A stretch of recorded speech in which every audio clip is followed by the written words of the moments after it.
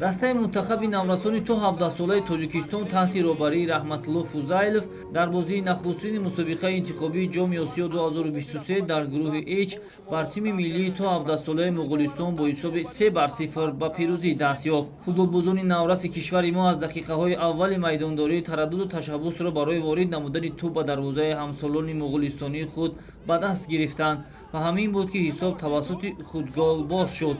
Бозингари мунтахаби 17 солаи Муғулистон Итгел Балчиндорш дар дақиқаи 28-ум тӯбро ба дарвозаи дастаи худ ворид намуд ва ҳамин тавр наврасони футболбози кишвари мо бартариро ба даст гирифтанд. дар охири қисмати аввали майдондории Абубакр Сулаймонов шумораи голҳои наврасони Тоҷикистонро дар ин бозӣ ба 2 расонид.